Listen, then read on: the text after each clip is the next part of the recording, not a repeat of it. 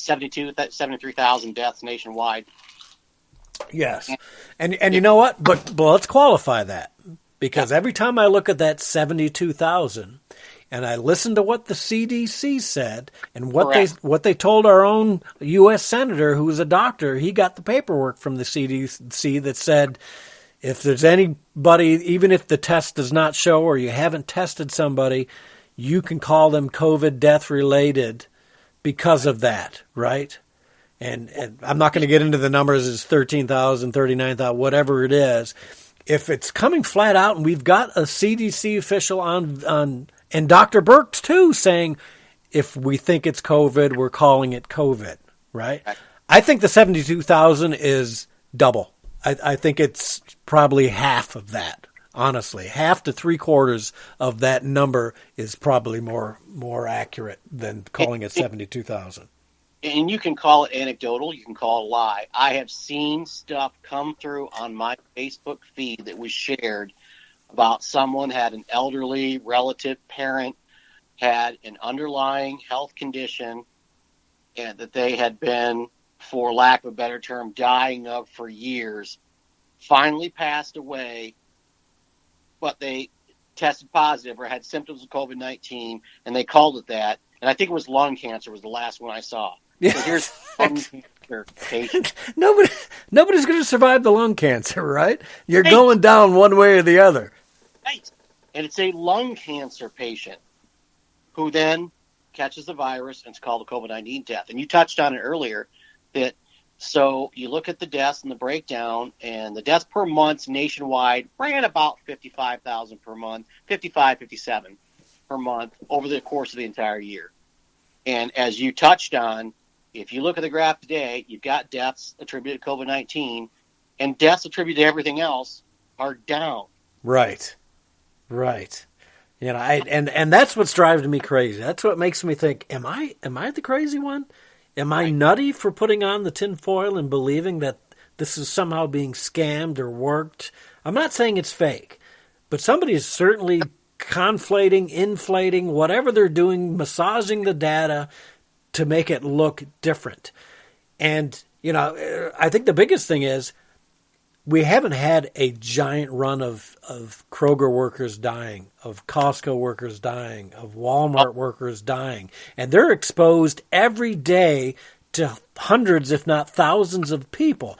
If that's being the case, something's wrong, right? We should have thousands of people who work at Walmart, Costco, and Kroger dying because they're exposed every day to this wretched virus. Well, I'll give you one more thing. I got 3 kids at home, all college kids, who are, of course, at home now. And call it anecdotal, call me a liar. 2 of my kids work at Kroger. Oh, they do? Okay. Work all the time. And I have a nurse who's in a COVID facility. And so I got 3 family members who are frontline workers. And no one has caught the virus that we are aware of. Right. Yeah, and now have they had has your wife, being in the field, has she had a test, like the blood test or anything?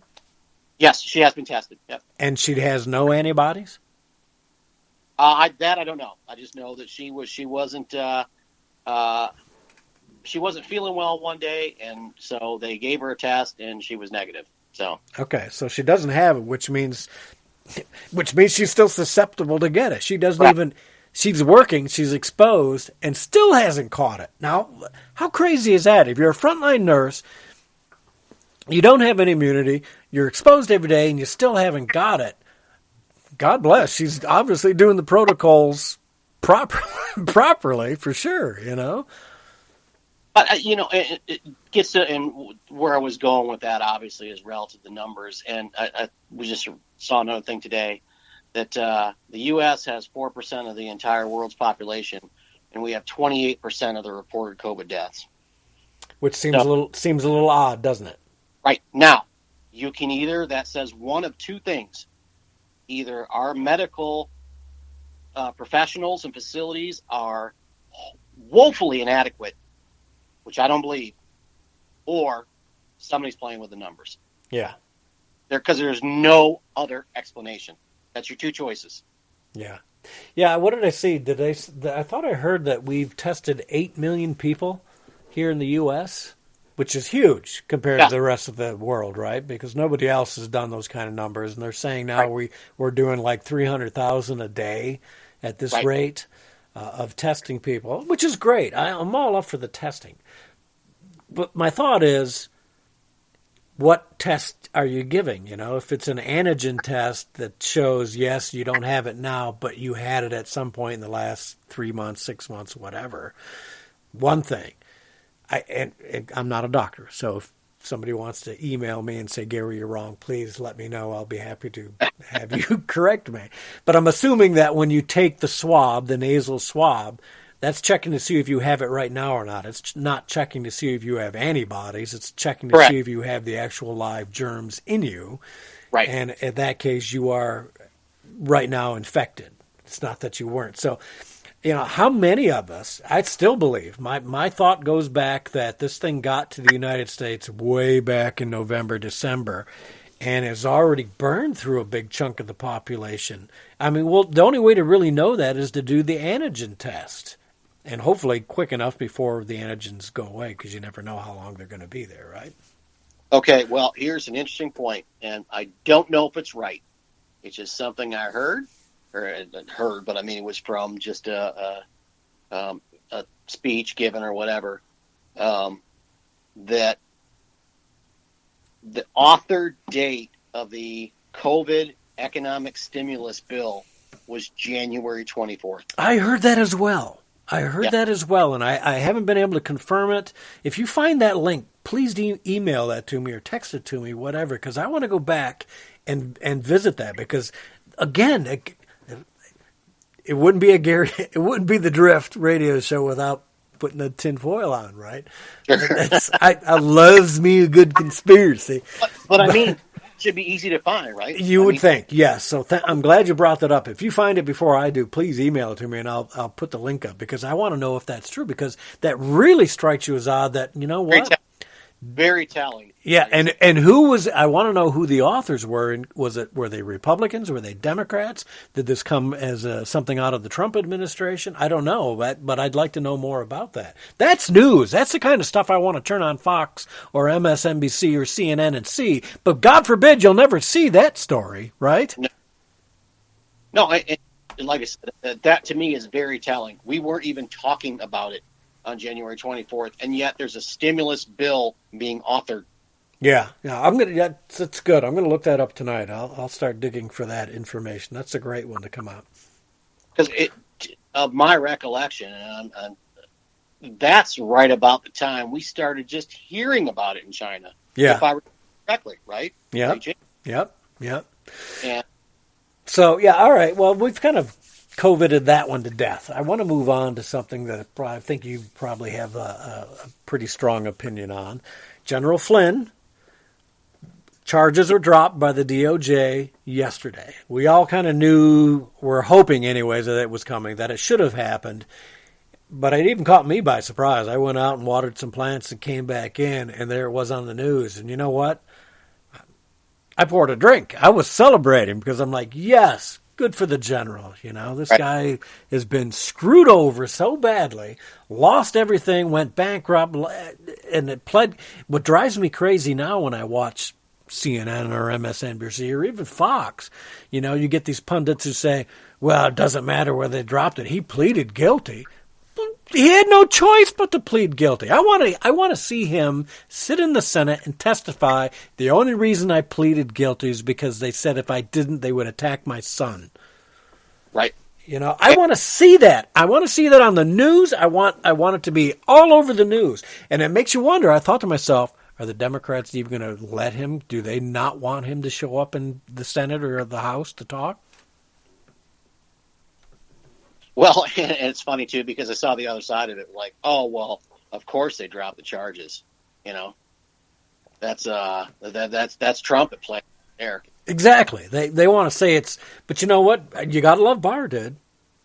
Mm-hmm. Barr is just right on the money every time, following the law. He brought in a third party guy, went through. That's the guy that told him he's following the law. Now you know the Democrats. for them at this point, they got to be running scared because they know what's coming down the pipe, right? With Durham investigation, I think that's getting close. I'm hoping we see that by late summer at the latest, And and not to go back to COVID, but I mean, again, not to put on the tinfoil, but it when you look at it, I think objectively, and you see everything that we've talked about from a third party, it's like, does it look like it's possible it's another just effort to soil Trump's reputation and his administration before November comes along? Right. Yeah. I mean, for me, that's the way I look at it. And oddly enough, and this is probably the good thing, because I think this is where the Democrats are like constantly, they're like Keystone Cops. They keep pushing this, thinking that the American people are going to turn on Trump. It's reached such a level of incompetence on their part, they can't even lie properly. The average Joe is looking at what's being done by the Democrats and saying, yeah, I'm not buying that. I'm just not buying it. I'm going to vote Trump. I'm hoping. I don't have any doubt that Trump will be reelected. I really don't. He's on par. We've got God with us. The whole 9 yards. Trump will be reelected. My big concern and my big hope and my prayers are for the fact that we get the House back, because we can't have another 2 years of just utter gobbledygook and nonsense coming from the Democrats. We got nothing done these last 2 years. Well, it's funny from my personal perspective, and the people I talk to, and I in my family, I have a lot of Democrats, and that's fine. It's obviously your vote is your own. Vote any way you want for any reason you want. I've always said, but I get the perspective that they don't see any way Trump can win, possibly. This impeachment and how he's handled the coronavirus. And I come from the other perspective of it said, well, he won in 2016 because people were voting against Hillary in large part, right? I think we would agree on that. I don't think anybody was a really just like diehard Trump supporter in 2016. It was a vote against Hillary for those of us who voted, for Trump. I don't think he's going to lose any of those voters, for sure. No.